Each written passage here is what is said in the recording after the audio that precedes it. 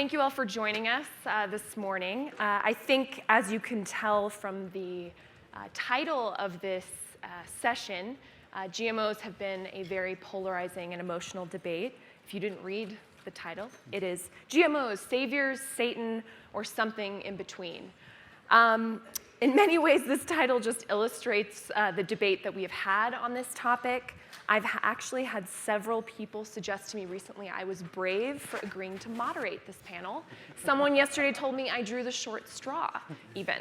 But in all seriousness, I'm delighted to moderate this discussion because I think we can make it better. I think it deserves a nuanced, serious, substantive debate, a more substantive debate than we've had. And so I'm hoping that we can deliver that today, inspire some new thinking around this, and really move the debate forward. We really have a great panel here. We have truly some of the smartest voices in this entire space. I'm going to introduce them briefly, but please read their impressive bios in the app. We don't have a ton of time here to talk about a very thorny discussion, so we're going to try to move quickly through things. Please think about questions. We're going to save ample time for questions at the end. So I'm going to go ahead and introduce the panel, and we're going to get started. So first we have Ricardo Salvador. He is the Senior Scientist and Director of the Food and Environment Program at the Union of Concerned Scientists, and really a leading voice in the food movement. Before joining UCS, he was a program officer for the Food, Health, and Well-being program with the W.K. Kellogg Foundation. Prior to that, he was an associate professor of agronomy at Iowa State University, where he taught the first course in sustainable agriculture at a land-grant university. And then we have Robert Fraley, who is an executive vice president and chief technology officer at Monsanto Company. He has been with Monsanto for 30 years and oversees its global technology division, which includes plant breeding and plant biotechnology, among other things. Fraley is also really widely considered the founder of agriculture biotechnology, having produced the world's first GMO plant. He's a true pioneer in this field. He has won numerous awards, including the World Food Prize, for his work. Then we have David Festa, who's a senior vice president of ecosystems at the Environmental Defense Fund. He oversees initiatives to reverse habitat loss and working lands and do other important but maybe they sound unsexy things, like eliminating fertilizer pollution in agriculture, something the group is actually tackling at a pretty impressive scale right now, which is something that wasn't really on my radar, so ask him about that. Previously, Festa led EDF's Oceans program, where he changed the way fisheries are managed. So before we dive in here, I thought it would be helpful to get a sense of where the room is in this debate. So we're going to do a really quick lightning round poll of the room. No judgment, just raise your hand. Okay, so raise your hand if you think GMOs have environmental benefits. Okay. Raise your hand if you think there are food safety concerns with GMOs. All right. Raise your hands if you think GMOs should be labeled. Okay. Well, I think that is an we can read the room. Thank you. Meeting's over. No, meeting's not over. The meeting is not over. So to start us off here, I want to start with a very simple question. And this may seem overly simple, but it really is important, I think, to nail down what exactly we are talking about when we talk about GMOs. What is a GMO? Are we grouping all of these crops and technologies together in a way that makes sense? I mean, we have everything from a fast-growing salmon to pest-resistant corn. Have we oversimplified this issue? And I want each of you to sort of talk about how you parse this out and what you consider a GMO. So David, I want to start with you, and then we'll kick it to the rest of the panel. Well, the simple answer is yes, we have oversimplified it. I really think that there's three parts to this debate. The first is about the process, biotechnology, the kind of science that's used to create a product. And that's the second part of this, a product. BT corn or salmon, fast-growing salmon, that's a product. And then the third part is how the product is managed. How is it regulated? How do farmers or others use it in the field? And each of those has different issues associated with them. And I think one of the things that we see is that how the product has been managed has created some controversies and therefore undermined public trust in the tool itself, biotechnology itself. And we need to start rebuilding that trust. So Rob, what is a GMO? You're like the father of this technology. Well, actually, has it been misunderstood? Yeah, I think we've actually overcomplicated it. You know, the way I look at it, I grew up on a small farm in Illinois. I look at all the crops we grow in this country. They've all been genetically modified. In fact, if you were on the boat that came with Columbus and you looked at what crops were in the United States back then, it would have been strawberries and sunflowers. Everything else we grow in this country, whether it's the vegetable crops and the tomatoes that came from Peru, the corn that came from Mexico, the soybeans that came from China, all were genetically modified, adapted, and grow here. And so we've been modifying our crops from the beginning of the time, using breeding, using selection, using mutagenesis, all kinds of techniques, basically to change the genetic structure and select for better and better seeds. And with the biotechnology methods that were developed, we're able to do that even faster and do it even more precisely. And I think it's really part of a continuum. And as we look in the future with new techniques like gene editing and other opportunities, we're going to be able to continue to improve crops, to reduce waste, and to bring benefits to farmers all around the world. So I think it's an important technology. It's not a silver bullet, but it's a tool that's been really helpful for farmers around the world to improve their productivity and reduce food waste and crop loss. So Ricardo, what do you think about this? Do you think most people, A, understand what a GMO is, and how does this fit into the broader conversation we've been having? I mean, you see this upsurge of consumer interest. Where does that fit into this whole agriculture conversation? I mean, what do people know what a GMO even is? Yeah, it is a difficult concept to understand. Ultimately, what we're talking about is the way that we do the modification that Rob just described. And I'd like to agree, first of all, with David's characterization that we need to distinguish the underlying molecular biology, the science of this, from the products that we generate, which is the technology that turns knowledge into useful information.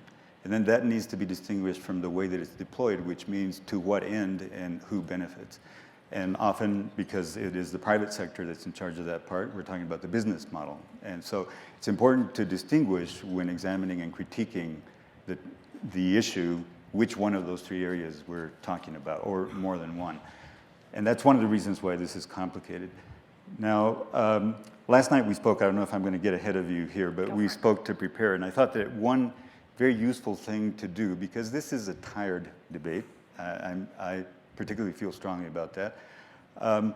The important thing is to figure out where we have areas of agreement and then talk about what the future of both of these different areas are, the science, the technology, the business models with which the technology is deployed. So one place where I think we have unanimous agreement is that it serves no purpose to act as if we didn't understand the way that the genome works. We've learned a great deal about the underlying science. That's the science of molecular biology. And plant breeding as a whole would be impossible today without the way in which that science has actually been applied. So any breeding program that is making any progress around the planet is actually employing the techniques that came out of understanding the way that the genome works. So this is a really important thing. Plant breeding has become much more effective and stands to become still much more effective in terms of rate of progress and singling out the specific traits that we wish to improve and introduce as a result of the science, the molecular biology. So that's an area of agreement. The food safety thing, I see already that I'm going to be in the minority in this group here. There really is no evidence that the way that the technology has been deployed to date, there's any reason why any of us need to be concerned around the food safety, although I'll introduce one caveat here. That is because the majority of the crops in which this technology has actually been deployed are very large industrial crops, commodity crops. They support the processed food industry. By the time that you actually ingest something that comes from, quote, a GMO food, you're actually eating something that's highly processed, an ingredient. You're going to be eating either the sugar, some vitamin, some highly reduced, highly processed item that is coming from it. Or bacon. Yeah. In the case of meat, there you've gone 2 generations at least from the actual crop itself. And so by the time that you're eating the tissue of the pork, which has been fed on the biotech crops.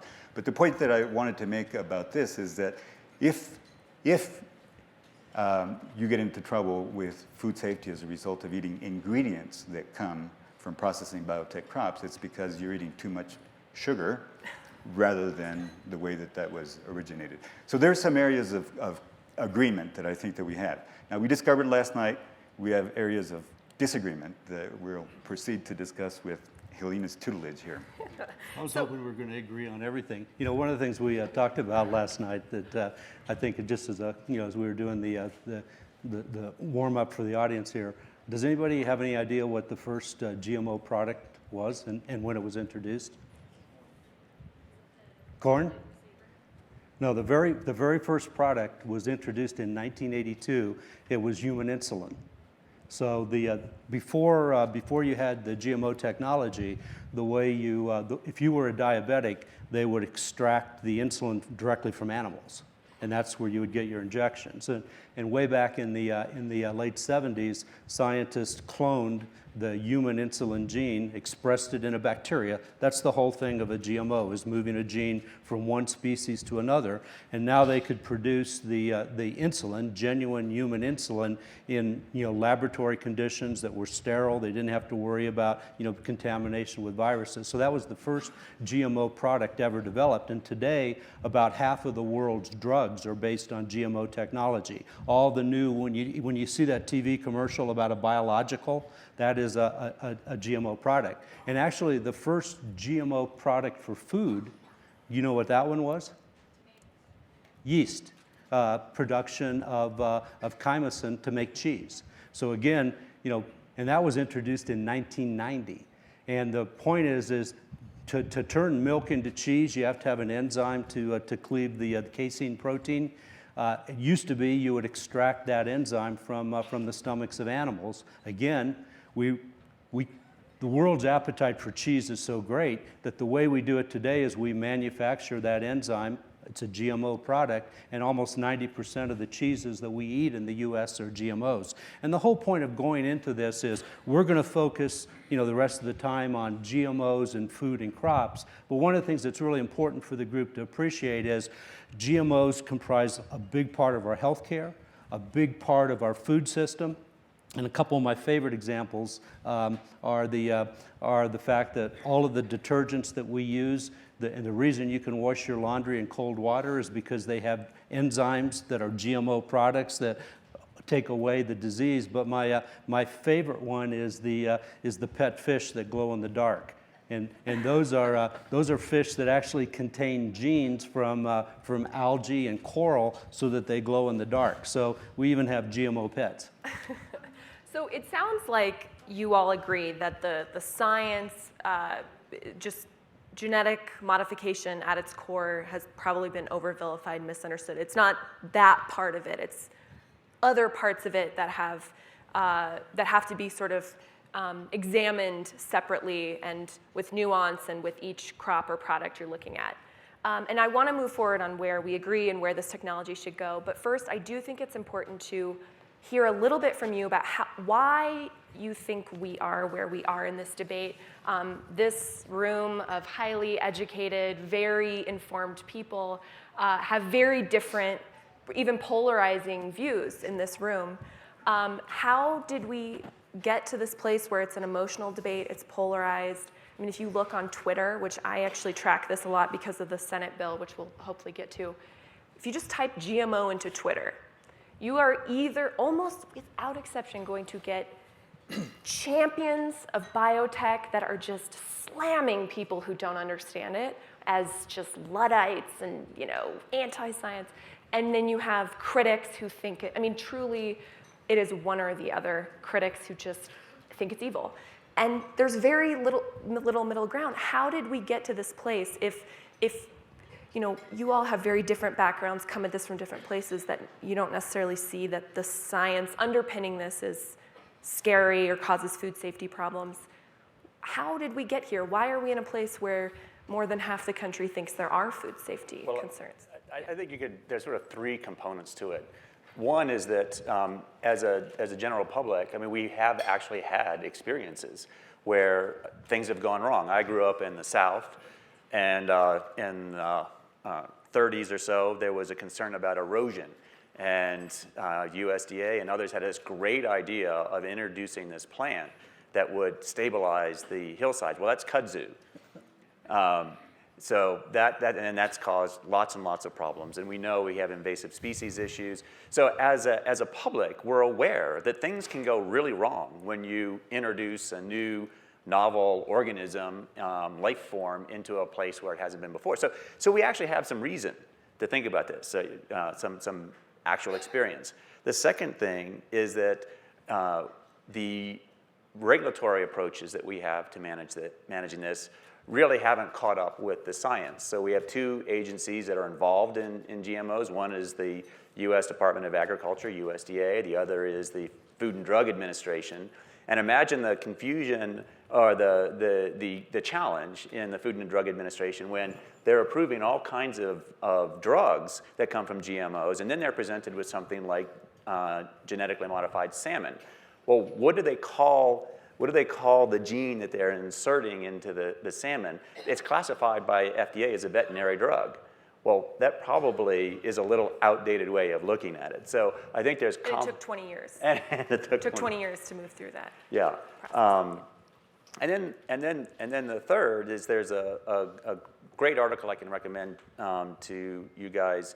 It was in Fortune magazine about 2 weeks ago on Monsanto. And I think it's, there is one of the things that the article points out is confidence in the technology blinded folks and folks at Monsanto too, to the need to really be very transparent and publicly defend and talk about this technology. And I think sort of an overconfidence in the science is another reason why we kind of let this issue get out of control. Yeah, Rob, I'm curious how you... Yeah, and there's some of those comments I think are absolutely on track. So, just kind of go back. The first, we're celebrating now the 20th anniversary of the first GMO crops that were introduced in '96. So, we discovered the technology to be able to do this in 1982. It took us about 15 years to really refine the technology, do the regulatory studies. I actually think our regulatory system, which involves both the EPA, USDA, and FDA, is really the gold standard. But one of the things that, in addition, if we're growing corn or soybean in the U.S. that gets shipped around the world, we receive regulatory approval from 30 or 40 other countries who've also reviewed the science in detail. There's no doubt these are the most thoroughly studied food products in the food system. But I think going back to the point that you're getting to, back in '96, like most companies, we got our regulatory approvals. We worked to bring these products into the marketplace for farmers around the world. I think one of the points we ought to just acknowledge, and I'll be happy to share with you, I think all the things that we did wrong and all of the mistakes we made, because those are important to talk about. But 20 years later, the GMO technology is being used by farmers in over 30 countries. It's being used on hundreds of millions of acres, and it's helping farmers reduce their cost and control their bugs and weeds, which are really an important cause of crop loss and food waste. So, we put our effort into talking to farmers. I absolutely agree with David. Back then, we did not see the opportunity and the need for the direct to public communication to really, because you just, if you got a regulatory approval, you sold your product. And we did a poor job of that. In the meantime, a lot of the critics of the technology who were much more effective at using social media were able to fearmonger and demonize the technology. About 3 or 4 years ago, we woke up, we realized we made a mistake. We've changed a lot of our approaches on transparency, on communication, and we know we've got a lot of work to do to communicate. For me, it's a real interesting parallel to what happened again in the pharmaceutical world. Right back at about that same time in '97, there was a scientific paper published by Andy Wakefield in The Lancet that claimed that there was a correlation between the MMR vaccine and the problems that could be created with autism. The data was faked. The medical community didn't respond quickly and effectively. It became a rumor on social media, and still today we have communities that are, and people that are making the wrong decisions for the wrong reasons. And I see that parallel because it really points out how important, and I always talk about this, that the science is critical. You have to have great science to have great products, but the science itself is insufficient. And you have to be able to win the public trust, the public understanding, and that's going to be key, I think, to all these new technologies for the future, whether it's GMOs, whether it's microbials, whether it's gene editing. It's a new standard, and that's the standard we have to reach to. Why do you think, though, that consumers have had so much more skepticism about this technology versus, iPhones, or even the excitement around self-driving cars, or even biotech and healthcare has not gotten the same? I mean, is there something kind of visceral that you think consumers? Yeah, I mean, and we talked about it last night, and I agreed with Ricardo's comments. I mean, food is a much more personal and emotional topic. I mean, I can remember when we first launched the technologies, and the GMO soybeans were being shipped to Europe. I mean, there was strong European reaction. That really taught me that different people have different relationships with food. But I think one of the goals and the common ground that this panel, I think in the end acknowledges is we know there will be more people. We know there will be more challenges growing crops with less water, that will have to grow crops effectively with climate change. And it's going to take new technologies. It's going to take advances in biology, data science, precision agriculture. So I think one of our challenges as we demonize one aspect of one technology is to make sure that in the end, society makes the right decision to move forward with innovation in farming and food production, so that next generation can enjoy a better food supply and an improved environment. Do you think the resistance to mandatory labeling has bred any of the skepticism or fed any of the skepticism? I mean, it's kind of interesting that we're in this moment where GMO labeling is being debated in Congress, but it's 20 years later. It's come, it's a belated sort of climax of that debate, and the Senate now has a bipartisan compromise to create a national solution. It's not mandatory on pack, it's mandatory disclosure, which can include a QR code or some sort of symbol or on pack. Symbol or words. Yeah, I think so there's flexibility there, but do you think that, I mean, people who don't understand this at all, don't understand the science, they hear, they don't want to tell us. Do you think that message has hurt the technology? I do, and I don't think it's been handled really well. And labeling is a complicated conversation with all different viewpoints.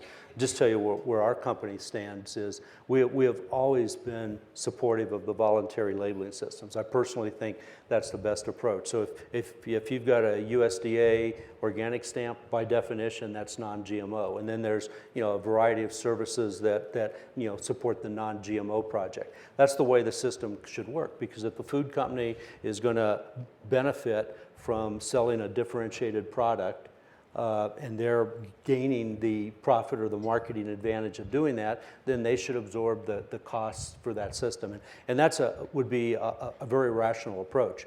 What we have opposed is the mandatory labeling at a state-by-state level, because to have farmers who have farms in one state and another state have to have different segregation systems for their crops to comply with different laws, and I think it would hurt farmers, it would hurt the food companies.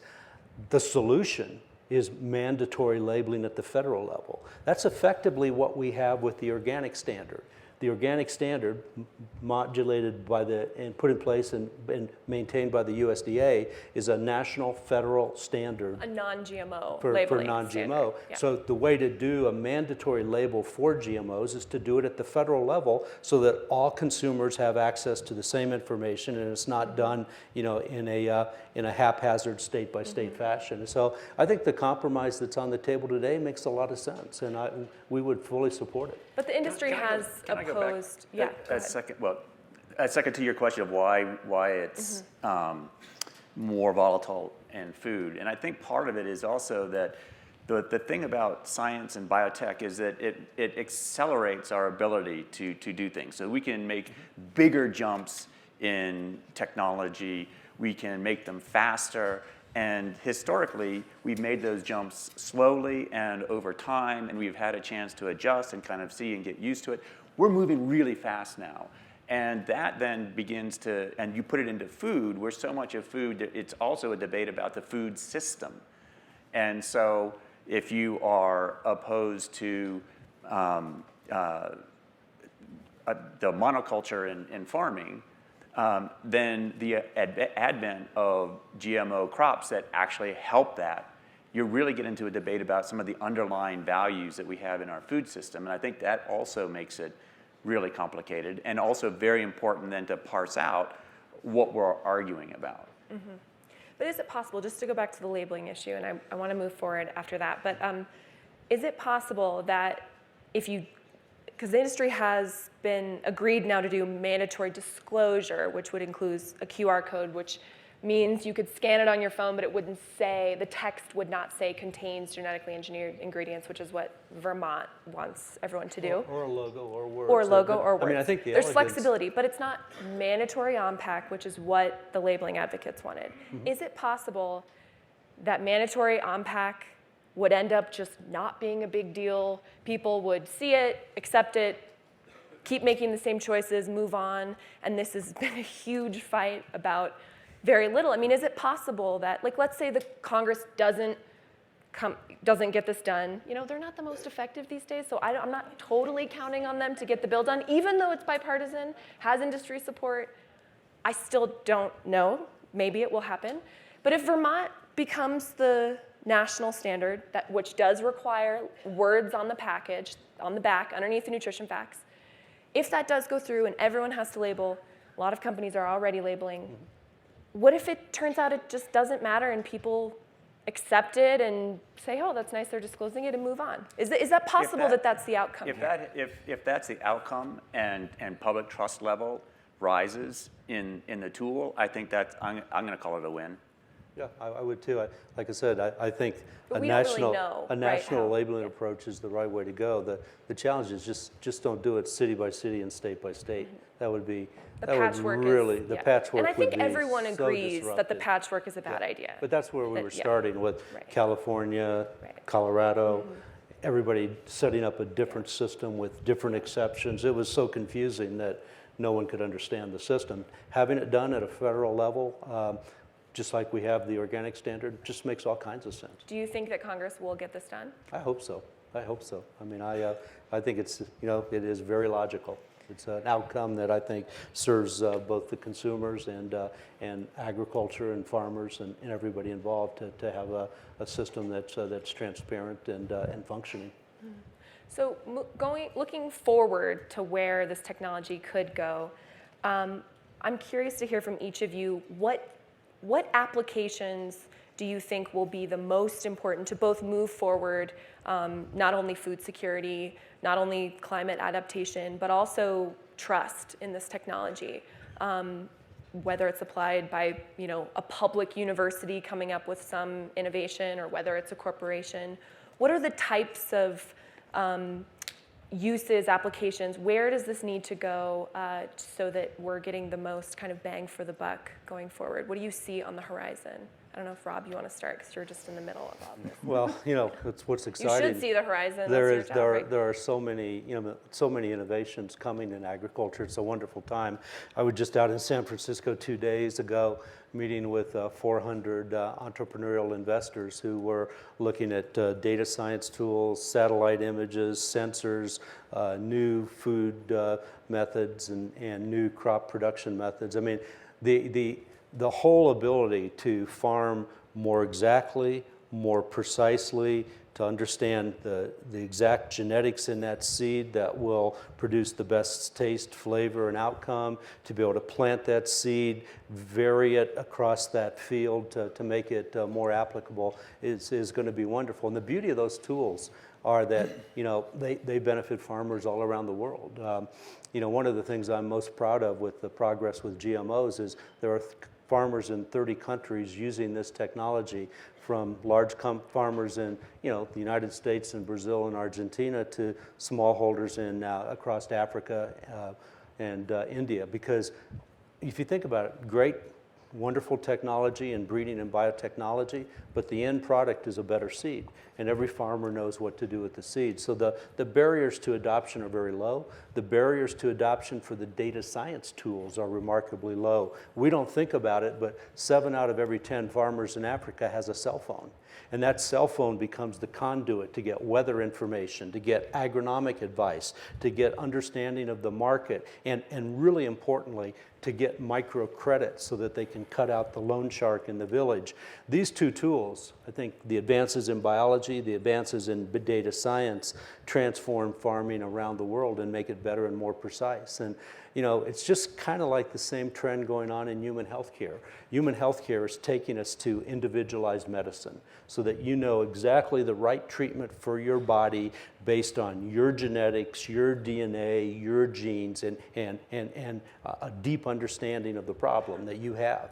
Same thing is going on with farmers. Farmers today know the composition of the genetics of their seeds. They've mapped each one of their fields. There's now imagery that lets them look at that crop around the world grow. We're going to be able to farm so much more smarter, and that's going to be key, because I think in the future, we can improve productivity. We can probably shrink the amount of land that's needed to produce our food supply, and I think that's a win from both a food security and from an environment perspective. Ricardo, do you think that where we're focusing, are we focusing on the right places, like helping farmers, say, adapt to the changing climate or have more resilient systems, more disease resistance? Do you think that the direction the technology is going is where we should be going? As I said earlier, I think the research, the basic science in this ought to be done. Some of the technologies are promising. So far, I find none of the business models actually serving the ends that you just described. But do you think there needs to be more public research into that? Absolutely. Is that part of the problem? Okay. Yeah. More money, of course. Congress We is definitely really agree on eager that. to give more money. Agriculture is way underfunded relative to healthcare and other industries. And so here's a place where finally we can get some excitement into the conversation. So while I agree with the panorama that you've just described, Rob, it is a very rosy view of the world. And it is also based very much on forgive me, but a Tony position in the structure of agriculture in the world. There was very recently a report issued by the National Academy of Sciences, which I found to be a very well done, methodical, very balanced report. And one of the things that they mentioned about this very point, after having covered thousands of scientific articles that examine questions such as these, was that the benefit of the technology, the biotech, actually disproportionately benefits a particular scale of farmer. And this shouldn't surprise any of us, but here they documented this. And they say, if we wish for the types of smaller scale farmers, who, by the way, do represent the hungry and the poor of the planet and practice self-provisioning agriculture, then there are a whole set of support mechanisms that we assume from our perch in the first world that they will have and that they don't have, and that are major barriers to their access to this technology. So very basic things. Access to credit, for instance. These seeds are not being dispensed by philanthropy. It costs a tremendous amount of money to generate them, so business needs to recoup its investment. So they're expensive seeds. And so farmers need access to credit. They need access to a number of different technologies that actually would pay them back the investment that they would make in just the seed, because just the seed on their own are not going to make the additional production. They need access to markets and so on. So immediately this turns into a question where, as I've said before, the technology is an important component, but as David has said, the question is really about the system of agriculture that we want to create. So then I come back to your question. There are ways in which we can deal with the big climate change challenges that farmers of all scales all over the planet will need to confront. There are ways that we can deal with drought. There are ways that we can deal with pests and all of the pressures that farmers need to deal with. Biotech is one of the ways in which we may do this, subject to the constraints that we've just discussed here. And here's the clincher, here's the place for some heat. I don't think they're particularly necessary. There are alternatives, very viable alternatives that can be applied either independently or in conjunction with biotech methods. So to frame the whole discussion as if, biotech or we perish, it's a little bit of an exaggeration. And the inverse of that, biotech and then everything will be fine. So unfortunately, we have 35 minutes to try to tease that stuff out of there. But here's a place where we have a significantly different worldview about the place of that technology. I should say also, to be fair, you would predict just as much. There's billions of dollars at stake in profit and the survival of a company. That doesn't single out Monsanto. Every company has that challenge.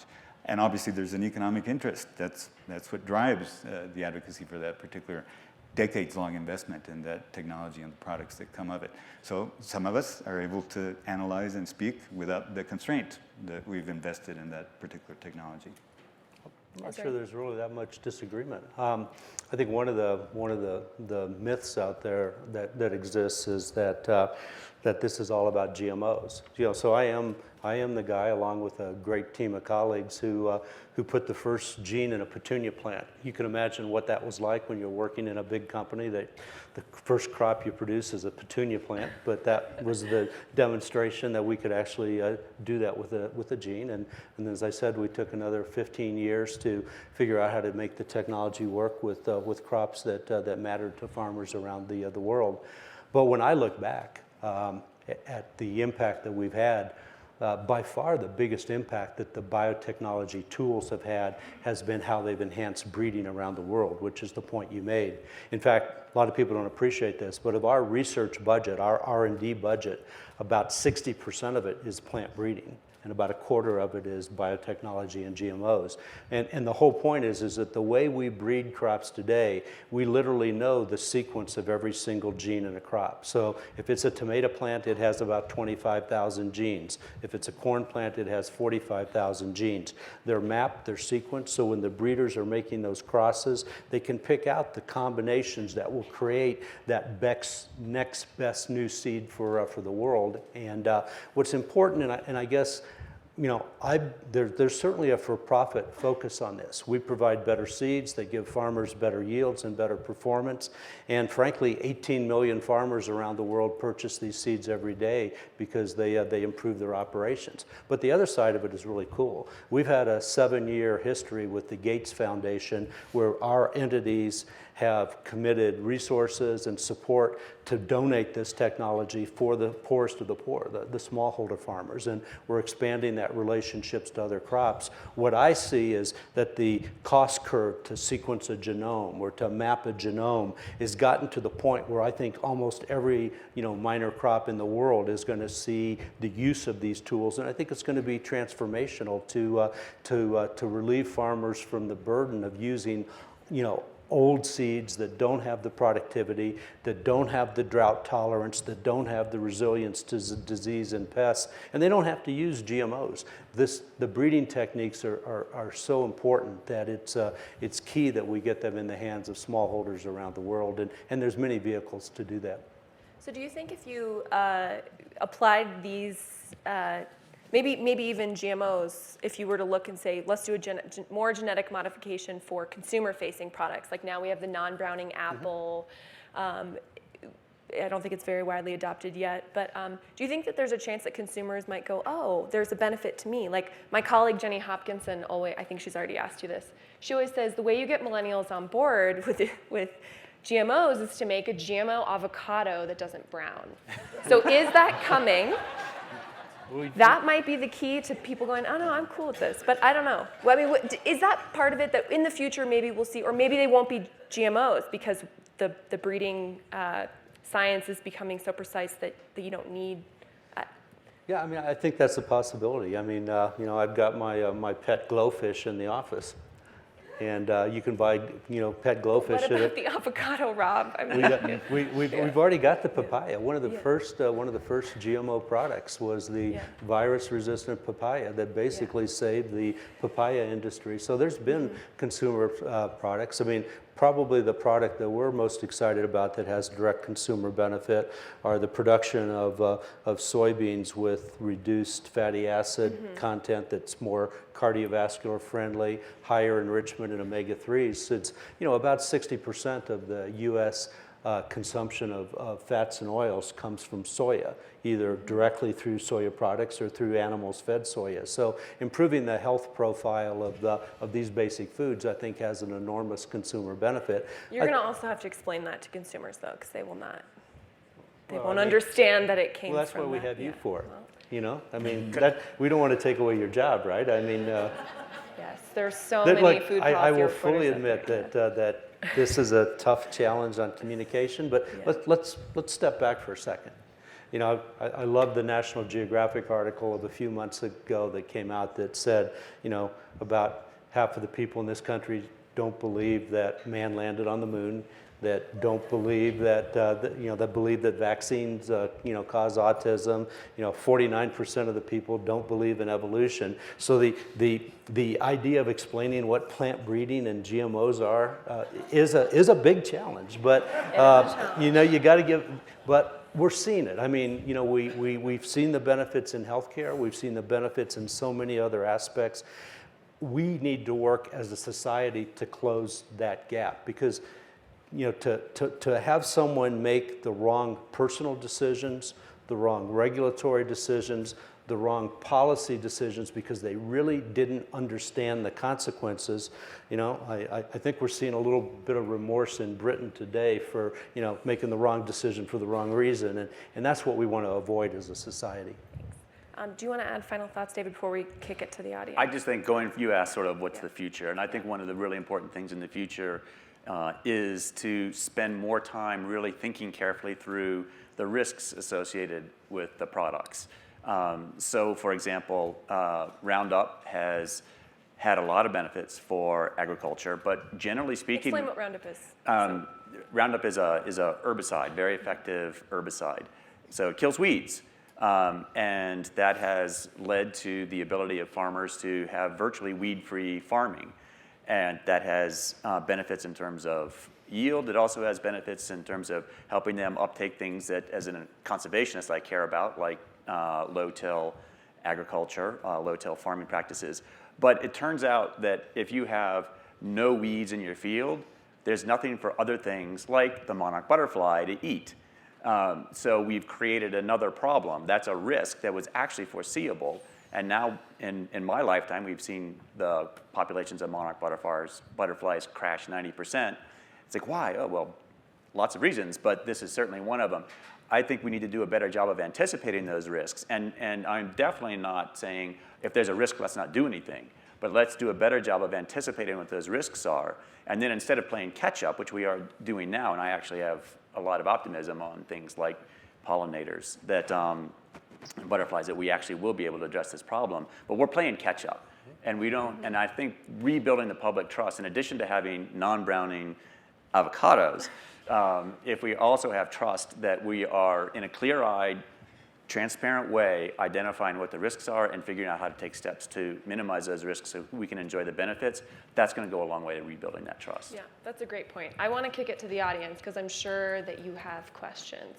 We're going to go right here in the blue and then red shirt right there. Please state your name. Hi, my name is Bill Resnick.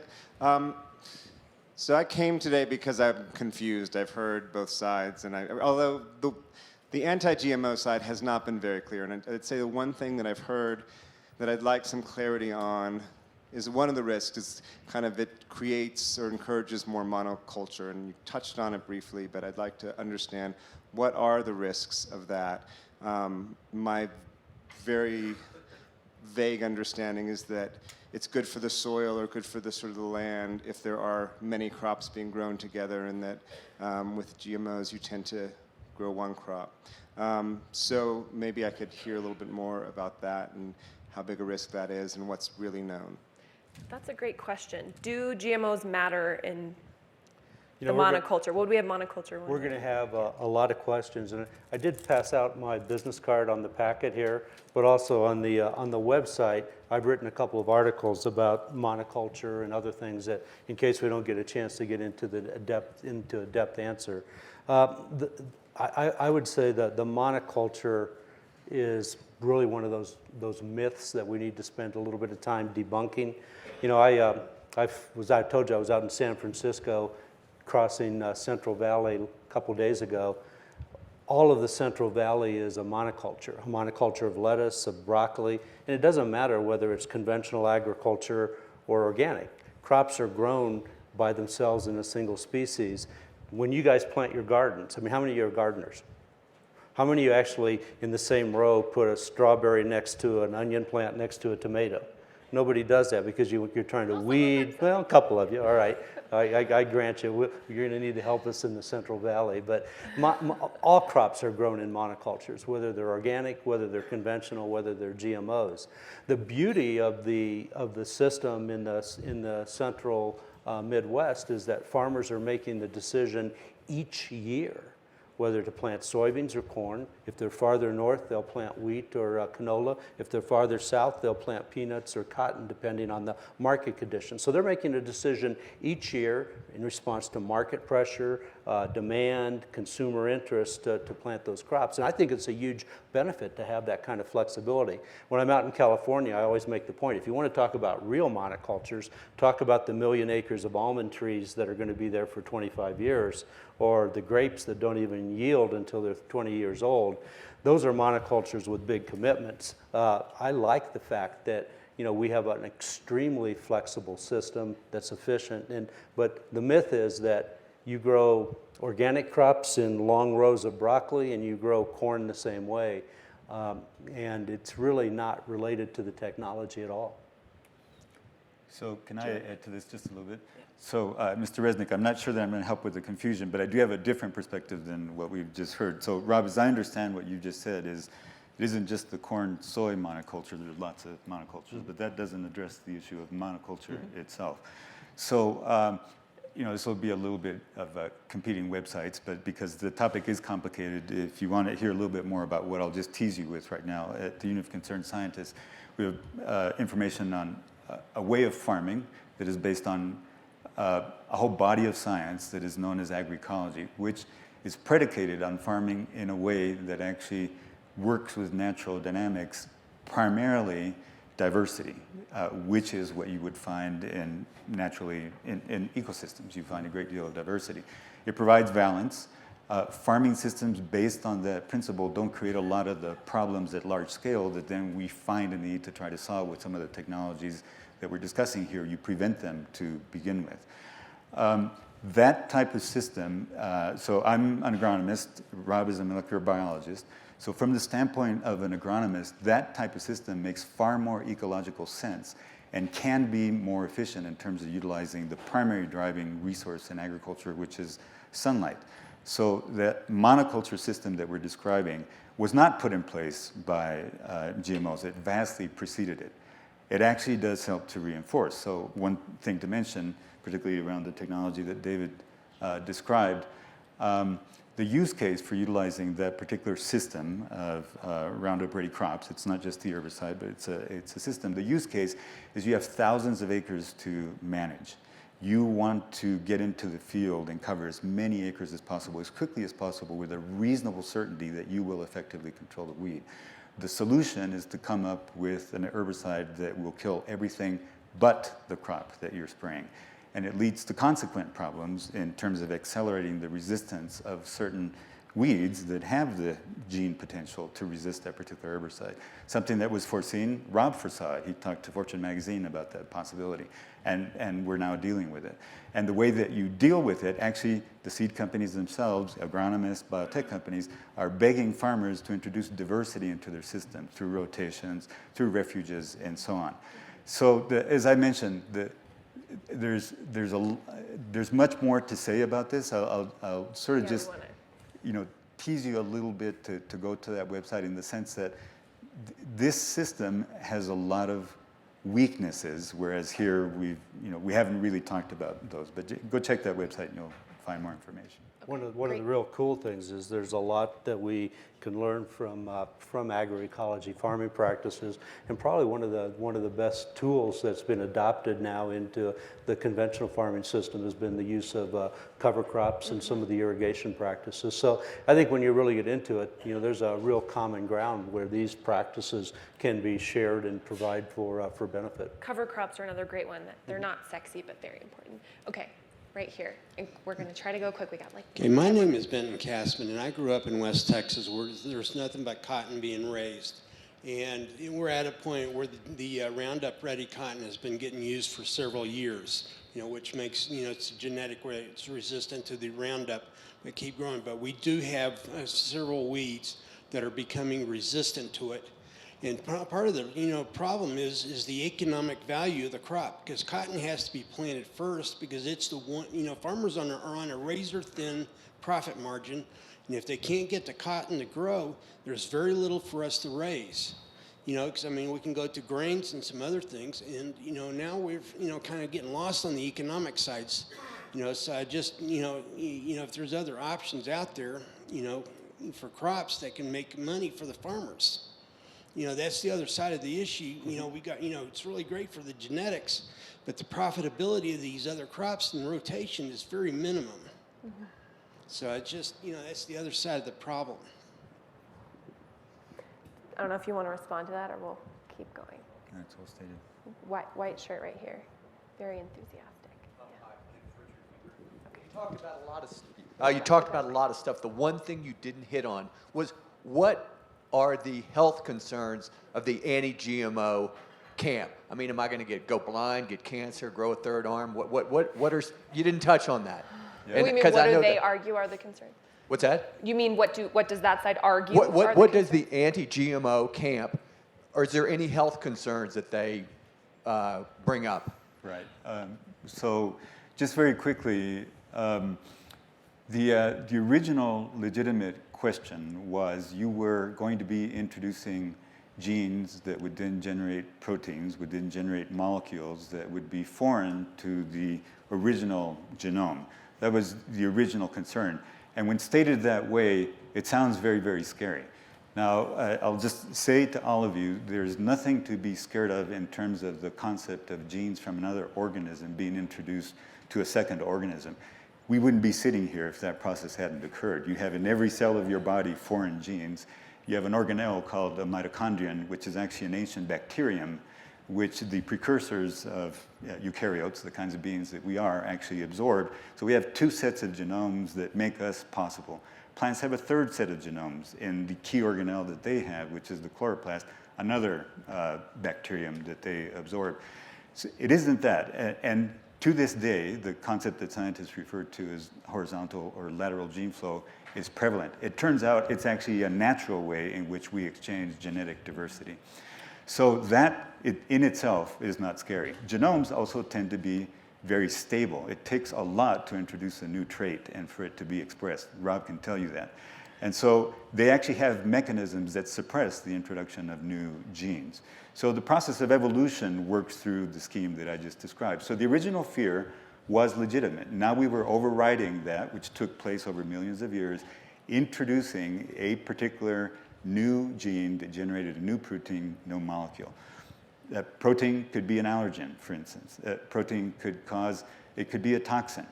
And so there was an agreement among the scientists that actually developed this technology that acknowledged that that was a possibility, and that therefore progress in developing products needed to be slowed down, and that there needed to be a mechanism whereby you examined whether the new proteins were in fact allergens, because you could test for this. It wasn't like you were introducing something completely unknown. You knew what you were introducing and what it would generate. So you could test the protein product for allergenicity. There are a couple of places that actually show that that particular system worked. So I won't elaborate on this other than to say there are many reasons for all of us to be concerned about the deployment of this technology. Food safety to date is the least defensible one from the scientific standpoint. And I don't know that we explicitly stated it, but every major scientific body that has examined this question has come to the conclusion there's no evidence of human health concerns. I mean, the National Academies of Science report that just came out in May, it's 420 pages of bedtime reading, beach reading, if anyone needs it this summer, came to the same conclusion that there's no evidence, there's no evidence that shows us there should be a reason. I think we have. Let me add Go just ahead. one thing. We spoke about the very reductionist aspect of this. There also is the epidemiological approach. Now, we're dousing the countryside with herbicides that are part of a package that work with biotechnology crops. So this means that the environmental load of these chemicals is now far greater than it had been previously. And so that they show up all over the place. You know, not just the biotech herbicides, all herbicides show up all over the place, in rainwater, you know, in your toilet and so on. So there is a legitimate question about what the epidemiological effect is. And so there's a lot of research done on that. None of it has been conclusive to date. And so there's attention paid to this. The nature of this research is that we're running the experiment on all of us right now. And so over a period of time, the outcomes will be evident at the epidemiological level. Okay, I would I'm say just one of the raising- things I'm proudest of in the 30 years that the GMO products have been in the market, and they've been, grown, in 30 countries around the world. It's like 12% of, isn't it? It's about a Yeah. quarter of the world's farmland Yeah. is now using the technology, and they've had an enormous benefit of reducing pesticide use, particularly insecticides.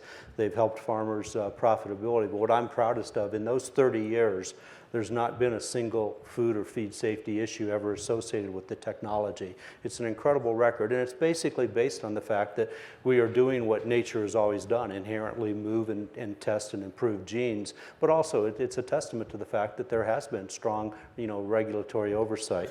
I feel like I've just got to say one thing about, herbicide-tolerant crops are probably the most misunderstood. There's probably been more fear-mongering and commentary on herbicide-tolerant crops, and it's just worth a second to talk about why they make sense and why they've been so important for society, and I might even get David here to agree with me on parts of this. But prior to using herbicides, what we did, in fact, I was a farm boy. I would come home from school, and we would plow the fields.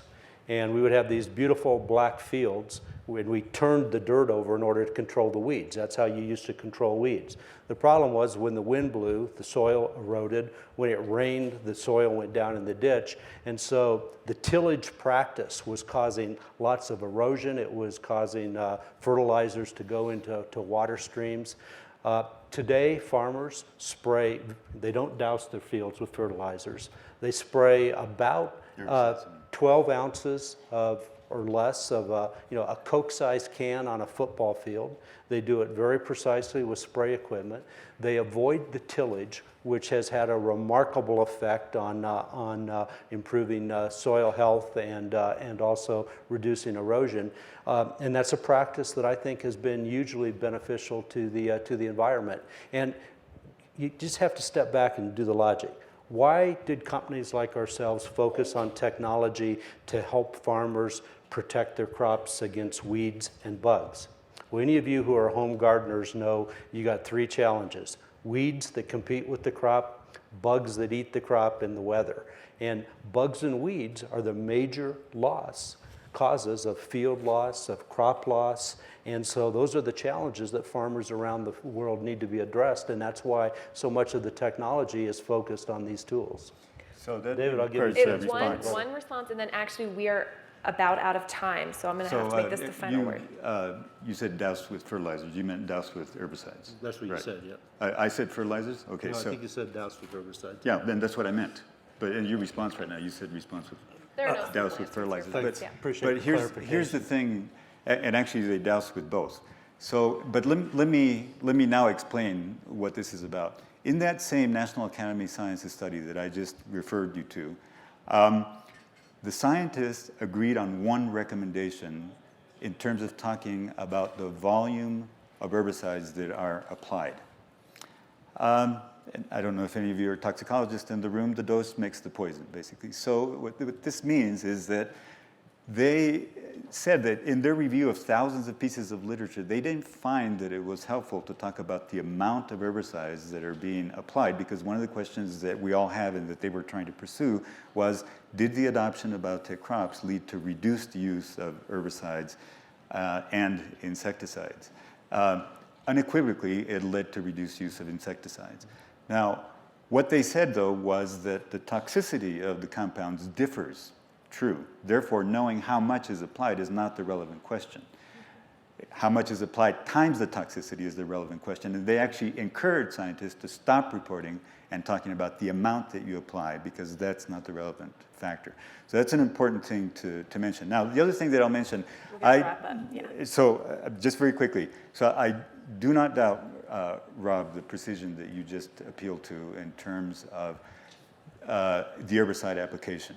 Now, as Helena mentioned in her introduction, I spent 30 years in the Midwest working with farmers. And here's what I can tell you. Those, particularly that manage thousands of acres, cannot run the operations themselves. They contract to farm service, you know, the local co-op. These folks, these businesses have thousands of acres that they need to manage. I can tell you that myth of precision is exactly that. They will run as quickly as they can through the field, and when they err, they want to err on the side of applying more, not less, so that the effect that they're selling you is something that you see as a farmer. So I'm not exaggerating that point. That is the fact of the way that farms are actually run.